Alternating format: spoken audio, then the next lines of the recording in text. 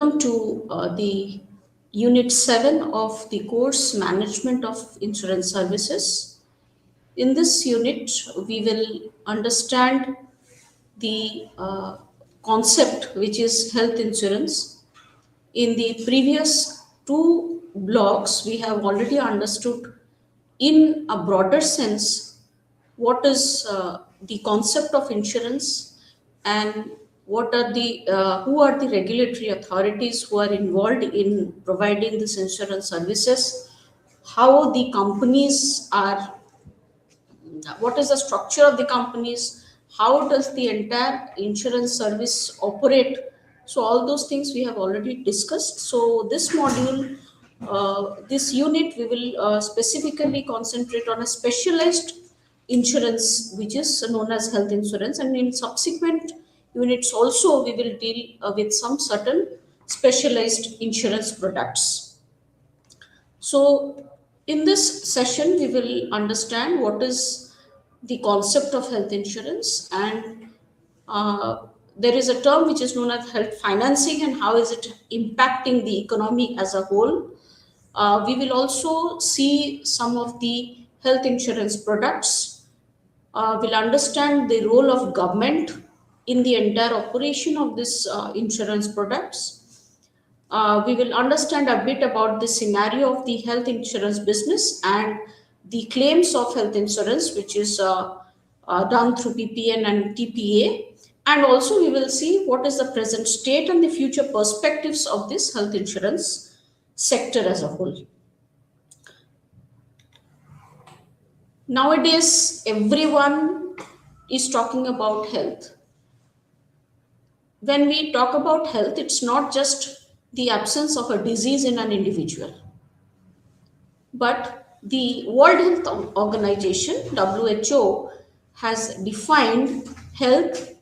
It's a complete physical fitness of a person. Not only the physical fitness of a person is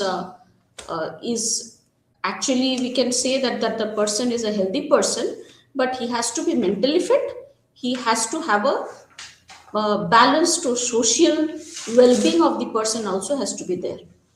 So these three things denotes that a person is actually healthy. So if we tell that a person is only physically fit and it does not have any disease, does not mean that a person is a healthy person. So he has to be mentally fit. He has to be have socially also he has need to be accepted in the society, and he has should have a social well-being around his own ecosystem. So initially it was only concentrated on the physical aspects of an individual, but now it has been expanded to mental and social well-being. So now the health affects the quality of life, definitely it affects the productivity, and also it affects the economic and social development. So if we tell that a person is healthy, then of course it will have an impact on his quality or his lifestyle. It will also have an impact on the productivity. Any person who is a healthy person who is working, obviously if he's a healthy person, he's a mentally fit person, he is physically fit person, and he has a social rapport among his colleagues or among in his workplace, then obviously that person's productivity will be immense in comparison to a person who is not mentally sound or who is not having a good social interrelation within among the employees within the organization. And when the productivity of an individual increases, so definitely it will have an impact on the economic and social development. So the health not only impacts a personal life of a person, health also impacts a entire economy as a whole. So now when we are talking about health insurance, so health insurance will play a role which supports the well-being of a individual or of a particular family. So health insurance plays a supporting role. It will help individuals to manage healthcare costs, but alone cannot ensure the good health. So now an individual, he when if he goes on spending amount a huge amount of money in keeping himself fit. So obviously he will not have he cannot deploy his amount or his money to any other aspects of his life, or for his family, or for his other needs. So that is why health insurance is a support to that person in order to manage his healthcare costs. A concept has been developed worldwide which is known as universal health coverage, which is a mission of WHO, the World Health Organization.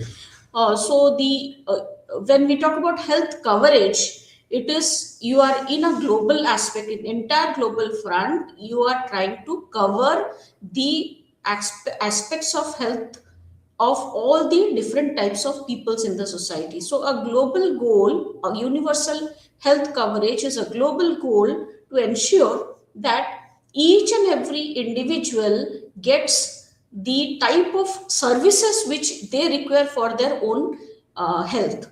That means for their own well-being, any type of service which is required by them, so that they'll be fit and healthy. That is the overall objective of the universal health coverage. Because whenever a person, an individual, is facing any sort of trauma, any sort of, maybe a person is facing a sudden accident. So obviously when it is sudden and he has not planned something for this financial hardships, that will cost him much. So the universal health coverage would ensure that every person should not face any sort of financial hardship during his health issues. So WHO's vision of the universal health coverage is that every person should have access to a preventive care. Preventive care, that means the lifestyle has to be good, so that any sort of diseases should not come or grasp the person. So you are planning from in advance, you can say you are planning in advance a insurance which will help in certain unforeseen health conditions in future. So that is known as a preventive care. A curative care is like, suppose you have already faced an accident, or you have already had a disease, like nowadays there are very serious diseases which are coming to the life of a person. So in that case also, you already have taken measure. In that case, you can also without facing some sort of financial hardships, you can take care of the health costs. And rehabilitative care is that, like, suppose the person wants a sort of person is paralyzed and he requires physiotherapy treatment for his entire life. So these sort of cares are known as rehabilitative care. So the universal health coverage uh, pinpoints that every person should not bear any sort of financial hardships for any sort of health issues in his life, and he should have access to such type of, like, preventive care, curative care, and rehabilitative care as and when he is requiring all those types of needs. So, UHC should cover the entire population, especially this should focus on the weaker sections of the society, the vulnerable groups. So, why the universal health coverage is important? Because having a good health is the basic human right of every individual. So, strong health system supports economic growth, a social equity, and of course, it will contribute to the national development. The universal health coverage has three basic dimensions. The WHO, the World Health Organization, identifies three key dimensions for achieving this universal health coverage. Universal health coverage is the ultimate goal of WHO. So, for that, it has identified three basic factors, three key dimensions. So, it should have a population coverage. Population means who has to be covered, the entire group in the society, the entire world, all the different categories of the people have to be covered. So, who are the population who are going to be covered? It extends healthcare to the uncovered populations also. That means it will also cover all those people, as we had just now discussed about the vulnerable groups. So it will also cover the weaker people who are below poverty level people also. So it will also cover the entire all the vulnerable groups of the society also.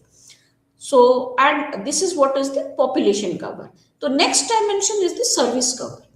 So population covers will tell you the entire category or the persons who will come under the coverage.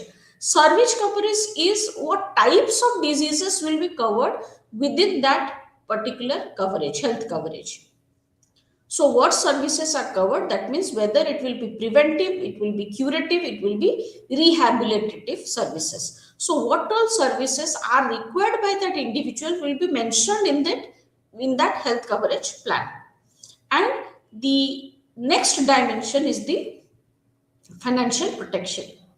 So how much cost is covered? Like suppose you are facing an accident, so your policy will cover, let us assume that 5 lakhs rupees will be covered under your policy. So what is the amount of financial protection which will be given to all the individual? Is it 5 lakhs? It is 10 lakhs? Is it 20 lakhs? What sort of covers will be, what sort of cost will be covered as a financial protection to the different categories of the people? So the objective is to reduce the direct payments. That means instantly, suppose some diseases come, then you will not have to face any sort of financial hardships, and you need not pay directly out of the pocket. You are not going to pay the expenses. So, and you are not directly paying to the hospitals, it is being paid by the insurance companies to the hospitals. So these are the three types of dimensions which have been identified by World Health Organization in order to achieve a larger mission of having the universal health coverage. The population coverage, which covers the entire population; service coverage, which deals with the different types of health aspects which need to be covered; and the financial protection. So the role of health insurance is to pool funds from the different individuals, and the entire amount of funds which is collected from the different individuals, that will definitely reduce the financial burden on individual. So like suppose 100 people have a health insurance policy, so obviously all the 100 people will not claim for the insurance coverage, insurance claim. So obviously if suppose one person is having a sudden health issues, then the funds will be pulled from the entire large sum of amount which has been collected by the pool of funds from the different individuals. Next concept is the concept of health financing. Now, when the government, the WHO, the government entity is having a larger mission or vision of having a universal health coverage, so obviously health financing comes into picture. How the financing aspect will be taken care of when the vision is so large that each and every person of the society of the globe will be covered, and also it is not only limited to those persons who can pay, it is also expanding to those persons who are not able to pay, who do not have a adequate income to make payment for this such type of coverage. So in that case health financing plays a vital role. So health financing refers to how money is to be collected and used to pay for the health services in a country. So in a country, how the money for the purpose of health financing will be collected and how it has to be deployed in the health services sector, so that ultimately all the persons can have that health coverage. So the whole idea is that every country needs funds to run hospitals. Every country need hospitals. need funds to pay to the doctors and also provide the healthcare services. So that is why the financing is required. So these funds will come from, it can come from the government, it can come from the individuals, it can come from the insurance systems, and it can come from the international support. So these are the different sources from where the fund can come. So the purpose of health financing we have already discussed is to ensure that every person will have an access to the healthcare. Like you might have seen a few hospitals, they are providing free consultation to the by the doctors to all the individuals, irrespective of the person being employed or not employed, any class of the society. Few hospitals will have the consultation as free by the doctor. So now for the doctors will be paid. Doctors are providing them free consultation, but the salary of the doctors need to be paid.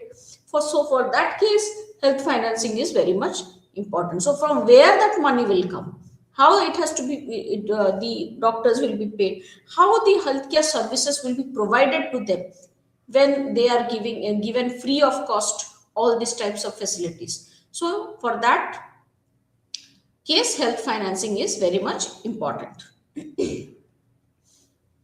So sources of health financing, we have already discussed that sources can be from government, it can be from private sources also.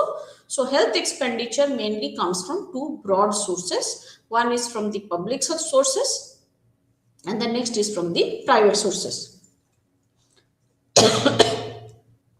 So from the public framework, the government tax revenue constitutes some portions towards the health financing. You might have heard while the finance minister gives her proposes the budget of a specific year. Of course, they have certain funds deployed for the health insurance and the health sector, that is health financing. So from public sector, government tax revenue is one of the sources. Compulsory health insurance contributions is one of the sources. Like some, you might have heard about different schemes, which we will discuss later on in the slides. Few schemes have made the account holders compulsorily they will contribute for the health insurance. Like a scheme is there where you have to contribute minimum 12 rupees every year. It will be automatically deducted from your bank account as the towards your health insurance, and a particular sum assured will be there in the attached to the policy. So that is known as compulsory health insurance contribution, which is a mandatory given by the government for all the account holders. There are other social security funds also, and public sources can be international aids or grants or loans which we receive from outside. So private sources can be out of the pocket expenditures. That means every individual, when you go and treat yourself for any sort of health issues, then you are paying directly from your pocket. That is known as out of the pocket expenditure. Health insurance premium payments. So whenever we are having a health insurance, obviously, in order to cover the health insurance, we are going to pay a premium to the company. So that is one sort of sources of funds. And of course, the donations and the charitable contributions are also few type of sources which supports the health financing. Now countries differ in how much they depend on this private or the public funding. So it depends on the company how they are dependent on what sources of funds. Now, the key challenges which is faced by the government for this health care financing is resource mobilization, is equitable allocation of the funds, and efficiency in the system. So when we talk about resource mobilization, yes, as these are the different types of sources of from where the public can raise funds. So identifying sufficient funds to increase government health expenditure is very much important. So from which source you are going to generate more funds, so that you can support the government health expenditure. That is very much important. So resource mobilization is one of the challenges which is faced, and balancing healthcare spending with other developmental needs. As I just now said, that when the finance minister prepares the budget and proposes the budget, then of course some amount of the budget is given towards, or is allocated towards the healthcare sector. So now they have to have a balance between the spending in healthcare sector, as well as there are other development needs of the country also. So of course it cannot be skewed towards one particular healthcare spending. So resource mobilization thus becomes one of the key challenges by the government. Now, when you have generated funds, then comes the question of equitable allocation. You have mobilized the funds, you have uh, uh, bought the funds from the different sources, but now channelizing these funds, allocating these funds equitably in different fronts becomes a challenge. What? That every section of the society should be equally benefited. So it's not that it's only the lower income class people will be benefited. So that is why the allocation of the funds should be in such a way, so that all the sections or the society will be benefited equally.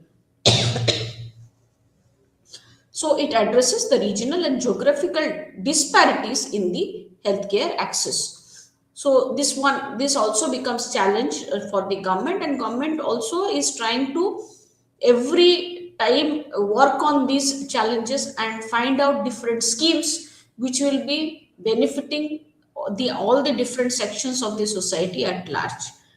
So, and the next challenge is the efficiency of the system. Improving system efficiency to reduce the out of the pocket expenses. So, when there is a third party involved, that means an insurance company which is involved, the insurance company is directly paying to to the hospital or the healthcare unit where you are going and going for the healthcare treatment. But suppose you don't have a health insurance, you don't have a system of health insurance, so obviously you have to pay from your own pocket, and paying in that point of time which is actually not planned by you. So of course that would be very much pinching, or that would call for a financial hardship for that person. So having an efficient system of good healthcare insurance companies where the direct payment by the citizens can be reduced definitely is a challenge for the government, because it is difficult in order to make the people aware, in order to convince the people that everyone should have a medical or should have a health insurance. So now let us discuss about different types of health insurance products.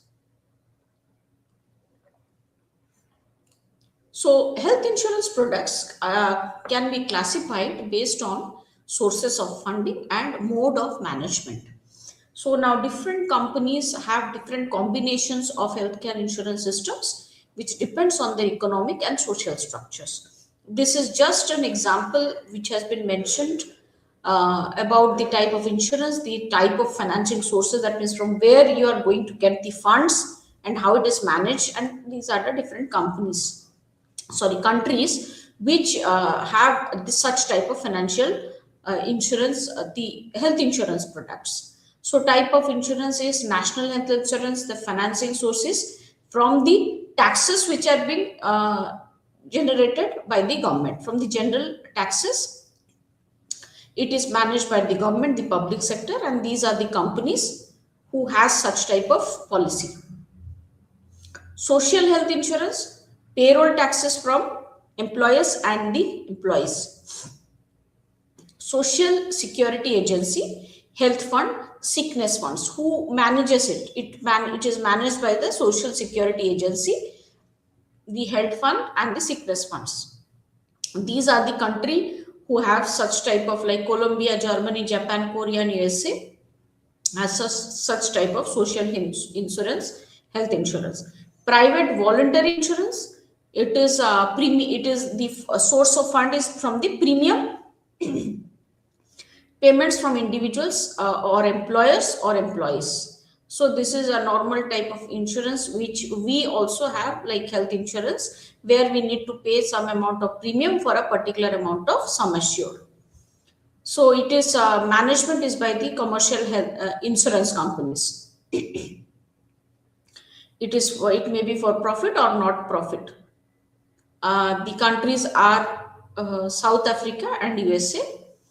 And community based health insurance is the source of funding is through, similarly through payment of premiums from individuals and a community and association as a whole.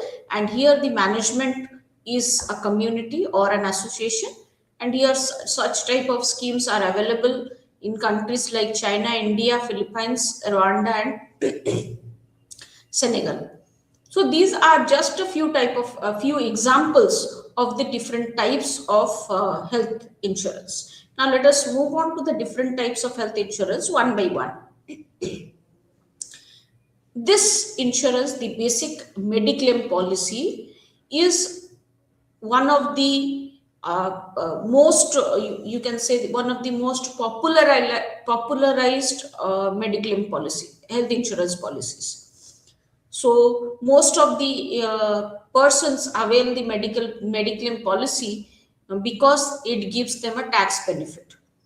So most of the persons are mandatorily they have to go for a medical policy, whether they are inclined to do so or not. But they go for a medical policy because it gives them tax exemptions, tax benefits. So now let us understand what is this basic medical policy which we have heard of so many times. So basic mediclaim policy, medi and claim, it is claiming for medical expenditures. So the basic mediclaim policy was first organized health insurance product in India, which was introduced in the year 1985 by public sector insurance companies. It was basically introduced by the public sector insurance companies, but nowadays it is also there with the private companies. So what does this mean? If you are hospitalized, then the insurance company will pay all the medical bills. Now it's not that medical bills to any unlimited extent, but medical bills will be up to a particular limit, up to a particular extent, which is mentioned in the policy. So the policy covered only the hospitalization expenses. Now what does this mean? Hospitalization expenses means, that means a person has to be admitted to the hospital, and after admission to the hospital, all the expenditures which has been done after the hospitalization, then those those payments will be made by the insurance company. That means what? You cannot claim for the doctor visits, you cannot claim for the medicines that you have bought from outside, or you cannot claim for the diagnostic test done without the hospital admission. Like suppose initially before going to the hospital, you have done a series of blood tests or any sort of blood, urine, all sort of tests you have done. So those costs they will not bear. Only after taking admission to the hospital, after that any sort of expenses within the boundaries of the hospital, that will be claimed, that can be claimed in this type of policy. So only when you are admitted to hospital would the policy pay. But initially the rule was that you must be admitted to the hospital at least 24 hours. Hospitalization means you should be admitted for at least one day. But gradually this clause was again taken a backseat. So with the advances of the medical technology, like many surgeries like cataract surgery. Nowadays, surgeries are done by laser. Minor procedures, laparoscopy, like gallbladder stones are done through laparoscopic. It's like minor surgeries done. So in cataract operation, you have to stay there only for maybe less than 24 hours. So patients need not stay for maybe 5 6 hours or 10 hours. So in that case, but the cost of medical is the healthcare is also very huge. So in that case, so that is why they have uh, this clause that the person has to be admitted at least 24 hours. That clause was not considered, so it was modified. Certain treatments done in less than 24 hours. So like minor operations were treated as deemed special hospitalization. That means you are it is treated that you are hospitalized, so it is known as deemed hospitalization. So this change made the policy more practical or more realistic for every individual.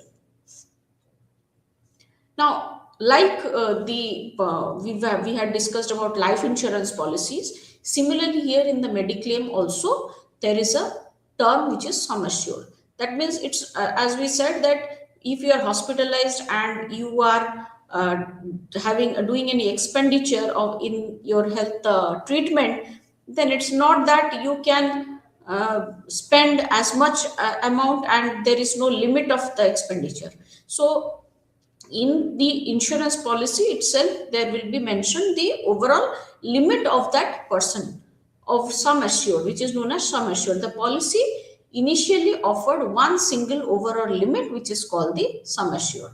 That means say for example, if the sum assured is 2 lakh rupees, all the medical expenses, that means the doctor's fees, the medicines, the surgery, room charges, everything has to fit within this amount. So the insurance company will not pay beyond 2 lakh rupees. That is which comes under the purview of this basic Mediclaim policy. But later on, the sublimits were also revised, like doctor's fee up to a limit of, let us say, 10,000, operation theatre charges up to a limit of 1,50,000, room rent up to a limit of such. So gradually what happened, the sublimits were also, there were separate limits for such type of factors. So this also helped the insurance to control costs and standardize the payments. Now, in the basic Mediclaim policies, like every individual can have the Mediclaim policy. Let us assume a scenario where the person who is working has his own Mediclaim policy. Now he has a family. Now his family has his wife, his maybe child, and his old age parents, father and mother. So that means now when the father and mother, the parents are aging, of course they will have more health issues. So when the parents are having health issues, the individual person who is the only earning member will have financial hardships due to the health issues. So in that case, there is another type of medical policy which is family floater. That means it is for covering the entire family, the ailments of the entire family, health issues of the entire family. It can be for a single person or it can be for a entire family. So the individual policy covered only one person named. Each family member needed a separate policy. So individual policy means I will have one policy for myself, one policy for my wife, one policy for my child, one policy for my father, one policy for my mother. So that was an individual policy. But later on, gradually, the family floater policy was introduced where all the family members were covered under one policy. But yes, the premium of that policy varies with the age of the individuals of within that particular entire family. Like suppose the father of that individual is 60 years or 65 years. So gradually the premium also increases, because as you grow older, the assumption is as you grow older, then the health issues also aggravates. So the family floater policy, one sum insured shared by all the family members. So for example, rupees 5 lakhs for the entire family. So, and this type of policy worked out well, and most of the individuals, they opted for such type of schemes where they can cover the entire family under the same policy. But in case of mediclaim policy, or in case of this health insurance, only allopathic medicine treatment, or only hospitals where allopathic treatments are done, those type of those came under the purview of this mediclaim policy. Like suppose you are having treatment with like Ayurveda doctor or Unani or naturopathy, then these expenditures will not be included within this mediclaim policy. The policy was designed around the modern allopathy medicine only. So now we have understood what is the basic mediclaim policy. Similar, another type of policy is known as individual and group medical insurance policy. If any person is working in an organization having a group insurance policy, they might be knowing what is such type of insurance. It happens like in organizations, every organization has a group of person working. So suppose there is any mishap with one person, so or any sort of medical issues or any sort of operations which need to be done by a person, so in that case it will be a burden on the part of the organization. So in that case the organization can go for a group medical insurance policy. So now the or accidental policy or group medical insurance policy. So in that case, the all the employees of the company are covered under one insurance policy, and there is a nominal premium which is paid by the company on behalf of the persons. It can be paid by the company or it can be deducted from the salary of the person, because it's a when the number of the person or the number of the individuals group is more, then obviously the premium becomes less. So it can be paid by the organization or it can be paid by the individual. It can be deducted from the salary. So individual or group medical insurance policies, an individual medical insurance policy is taken by one person or a family. As we had already discussed that in a family, one person takes the insurance policy, but it is covering the entire all the members of the family. So here the risk is limited. The premium is calculated per person, and benefits are standard and less flexible in case of a individual medical insurance policy.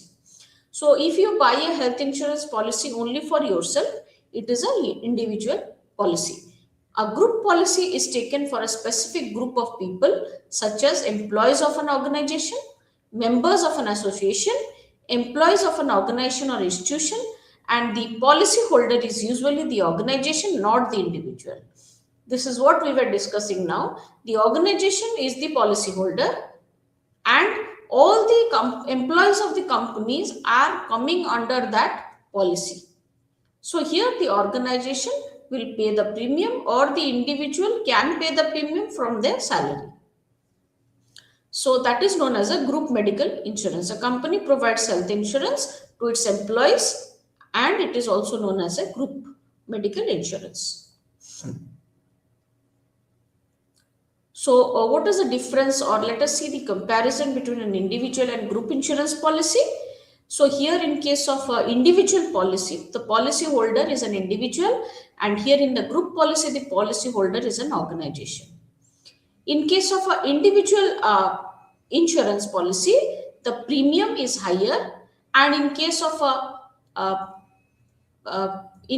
a group policy, here the premium is lower because in a group there are number of people. When the volume of the person are more, then the premium gets divided into all the number of people who are there covering under one particular policy. So here definitely in case of a group policy the premium is less. Now as we discussed that the premium can be given by the organization, which is you can say which is a benefit to the employees of the organization, or it can be deducted from the salary of the employees. Now coverage is in the individual policy, the coverage here it is standard coverage, and here in the group policy it is a customized coverage. Standard coverage is here you have like let us say your parents are there, your family, your wife, child, and the individual is there, you have a standard coverage. That means the sum assured may be you can say 10 lakhs or 20 lakhs depending on the policy. Here it is customized. In case of a group policy, it is a customized coverage. Here, in case of individual policy, the bargaining power is less. And here, of course, the bargaining power will be high because large number of people are there under one umbrella. Popularity, here individual policies are a moderate having a moderate popularity, and here the group policy are having a very high popularity. Here when you have why they are having a moderate popularity, because as I said you may require a policy, you may not require a policy. When it is a mandate by the government that yes, medical insurance can have tax exemption, so obviously people are going for medical insurance policies. But it is very difficult to convince a person to opt for medical health insurance, because they will see that it is unnecessary wastage of money. They are confident that they might not have any sort of ailments in future. Now let us move on to the next type of policy, which is known as hospital indemnity policy. We have talked about Mediclaim policy, we have talked about individual and group policy. Now, the word indemnity means, this we have already discussed in the principle of insurance. Indemnity means compensation for the actual loss suffered. That means you are facing some losses in your health issues. That means suppose you are hospitalized and suddenly you had an expenditure of 2 lakhs rupees. So that is the actual loss is 2 lakhs. So that amount will be given by the insurance company. So that is known as hospital indemnity policy. So the hospital indemnity policy reimburses the actual medical expenses incurred during hospitalization. So the policy pays only the actual amount spent. How much amount you have spent, that much amount the policy. You may have a sum assured of let us say 5 lakhs and you have spent only 1 lakh in the hospital. So you will be paid 1 lakh rupees by the insurance company. So payment is based on the hospital bills, the medical expenses and the treatment costs, which is subject to the policy limits, terms and other terms and conditions which are mentioned in the policy. So for example, if your hospital bill is 80,000 and your sum assured is 2 lakhs, then the insurer pays 80,000. That means the insurance company will pay 80,000, which is the actual billing amount by the hospital. It will not pay 2 lakhs rupees. But again, it cannot go beyond 2 lakhs rupees also. Policy limits has to be there. If you have got 2,50,000 at the medical expenses, it will not go beyond that. There is another type of cover policy is known as OPD cover. As we had already discussed earlier that in few policies, it is mandatory that if you are hospitalized only, you can have a claim for the health insurance. So OPD outpatient department policy, this type of policy, uh, covers the if you are not hospitalized also, without that admission in the hospital also, if suppose you are having some serious health issues, you can also reimburse that from the health insurance companies. So traditional Indian health insurance companies, they covered the hospitalization costs. OPD cover is a new addition, mostly in group and customized policy.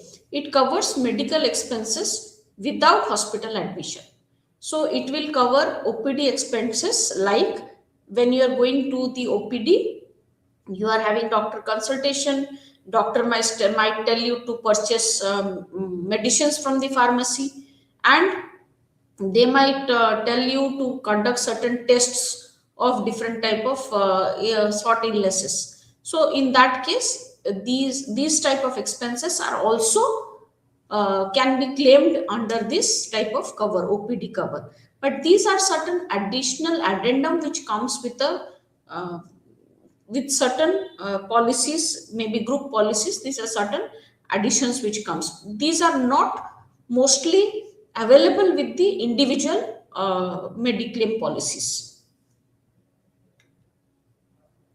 There is another type of policy which is critical illness policy, and which is more popularized now. Critical illness policy, it is a special type of health insurance designed to provide financial support when a person is diagnosed with serious life threatening diseases. Let us talk about cancer. So this is a serious life threatening disease, and such type of policies is for these type of diseases. Unlike normal health insurance, this policy is not focused on hospital bills. Rather, it is focusing on the financial shock caused by the major illness. So, when it is cancer, of course, that treatment will go on for a period of series of periods. So, that is a financial shock. Gradually, what you are doing, you are going on spending money for on different types of treatments. So, a critical illness policy works on a benefit basis. Once the illness is diagnosed, the insurer pays a fixed lump sum amount. So the payment is not linked to the actual health expenses. So when you are paying a fixed amount of money, that means if a policy is amounting rupees 10 lakhs, and after and the cancer is diagnosed, so the insurer pays 10 lakhs even if the health expenses are less. That means you have insured yourself against such type of uncertain diseases. You have paid in lump sum a huge amount of money, and during the treatments your amount of expenses are less than the larger amount of money which you have already paid. So in that case, you are going to get the entire amount how much you have paid, rather than getting the amount which you are going to pay for different types of treatments within that period. So the policy covers only specific predetermined diseases such as cancer, heart attack, kidney failure, liver transplant, major organ transplantation. So all these are different. These are very critical illness or critical diseases which is covered under the critical illness policy. There is another type of policy which is known as earnings cover. Earnings cover is this is very recent development in the health insurance. Earlier health insurance policies only paid the hospital bills. But what happened? Suppose a person is hospitalized, and is a person is uh, unable to work. He is unable to work due to his illness or hospitalization. So in that case also, this type of health insurance schemes compensate that type of loss of income. So earnings cover gets compensates the loss of income when a person is unable to work due to the illness or hospitalization. It pays a daily fixed amount for the loss of earnings. Amounts depend on the severity of illness. Say, for example, ICU admission, here the amount is higher. For if you are admitted to ICU per day, your amount is higher. But when you are in a normal room having a treatment for a illness, then the amount is less. And the payment may be limited by the number of days, maximum up to a particular amount, and percentage of a total sum assured. Like suppose sum assured is 10 lakhs. So suppose 70% or 80% they can pay as an aspect of this, compensating the person when the person is not able to work because he is already hospitalized. So these are few types of policies which are in the market nowadays, and each individual also can take advantage of such type of insurance, health insurance schemes. Another type of health insurance is long term care insurance.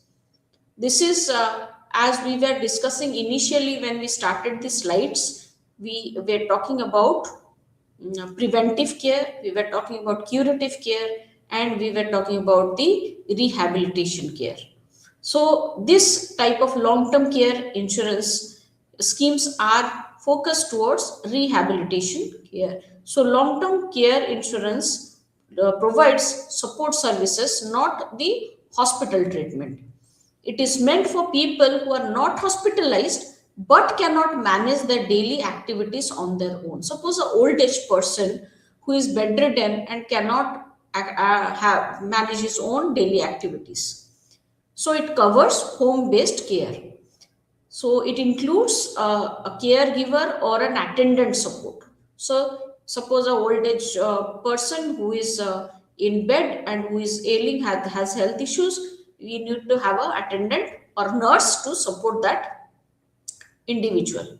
So in that cases, like severe joint pain problems, or like paralysis, or as I was discussing about the old age conditions. So in that case, the expenditure for that attendant or everything will be done by the insurance company, but it is again in exchange of the amount of premiums. It is this type of products are very specialized and customized products. Another type of policy is known as wellness policy. The wellness policy represents a shift from treatment to prevention. The previous policy that we talked about is more or less a rehabilitation type of policy. But here the focus is on wellness policy is on the focus of prevention, treatment to prevention in healthcare policy. So instead of paying only when a person falls sick, this policy encourages a healthy lifestyle, helps manage a chronic disease like diabetes or hypertension. Now, so how does this policy work? So this policy, under this policy, the policy will give rewards for healthy behavior. It provides incentives such as bonus or rewards point. It provides discounts on medicines and tests, and it gives benefits on the policy renewal. And also it offers digital support through health apps, online portals, health coaches or mentors. So such type of policies are focused towards prevention of your ailments or diseases in future. So these policies are also very much in popularity today. Most of the people are enrolling themselves in these health apps or online health apps or online portals, and also taking the guidance from the health coaches and mentors so that they can be physically fit. And also they are taking the benefit of discounts on medicines and the different tests. Now, we have, as of now, we have understood what are the different types of products of a health insurance. These are the different types of health insurance policy schemes.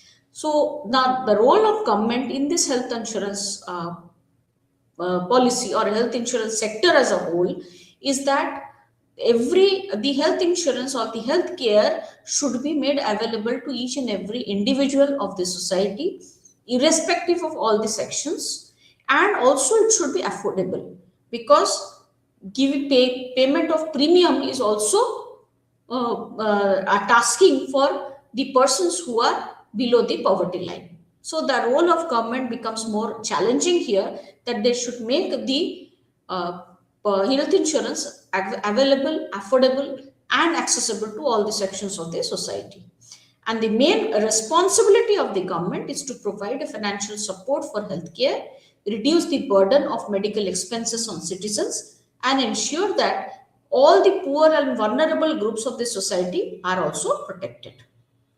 So the government has come out with different social health schemes which are there already existing in India, which focus on low income, vulnerable populations, and funded by the government resources. And their aim is to reduce the out of the pocket medical expenses. So mostly they are focusing into the low income groups of the society. The examples of such types of schemes are Rashtriya Swasthya Bima Yojana for below poverty line families, and Ayushman Bharat, which was one of the prime agenda focus in 2018, which provides health cover to poor and middle income families. And this ensures basic health coverage for a larger population, especially those not covered by employer or private insurance. So this is what government has been continuously insisting on the healthcare sector. So and health insurance business is it is nowadays it is one of the fastest growing segments, and the growth rate is around 20% per year. It is now the largest portfolio for many general insurance companies, and the growth is both in individual having individual insurance policies as well as group policies. And health insurance has high claim ratios, around 90 to 100% is the claim ratio. So this makes profitability of the insurance companies a challenge. Now, when we talk about health claims, health insurance involves a very large number of claims. As we just discussed, it is 90 to 100% is the claim ratio. So claims range from outpatient bills to very high hospital expenses. We just talked about OPD expenses also, which is covered in this health insurance policies. In India, health insurance has one of the highest claim frequencies. TPA is third party administrator. The role of TPA is an organization which is appointed by insurance companies to manage the health insurance schemes. That means their job is to scrutinize all the bills and see that the claims are settled efficiently. So role of TPA is hospital empanelment. That means which hospital they should go so that they will be able to reimburse the claims of that particular hospital. It is not that every individual will go to any hospital and claim the bill for the insurance. So hospital empanelment has to be there, cashless claim processing, verification of bills and documentation will be done by the TPA, and the claim settlement without any sort of hazards or operational issues will be made by the TPA. TPA is responsible for that, and TPA acts as a specialized service provider for such type of claim settlement. Similarly, PPN is the preferred provider network, as we are just talking about the hospital empanelment. So PPN is a network of selected hospitals that have an agreement with the insurance companies or the TPS. So only the persons who are admitted in those hospitals or taking treatment in those hospitals are eligible to make their claims for the insurance health policy. So the purpose of PPN is to control treatment costs, standardize the medical charges, and reduce the unnecessary or inflated bills. Now, the preferred provider network negotiates the fixed rates with the hospitals, and cashless treatments is also provided at these hospitals, and it helps a faster and smoother claim settlement in alignment with the third party administrator. As we have already discussed, the future of health insurance is growing faster, and by 2050, a large share of population will be above 60 years, thus increasing the demand of healthcare insurance. Thank you.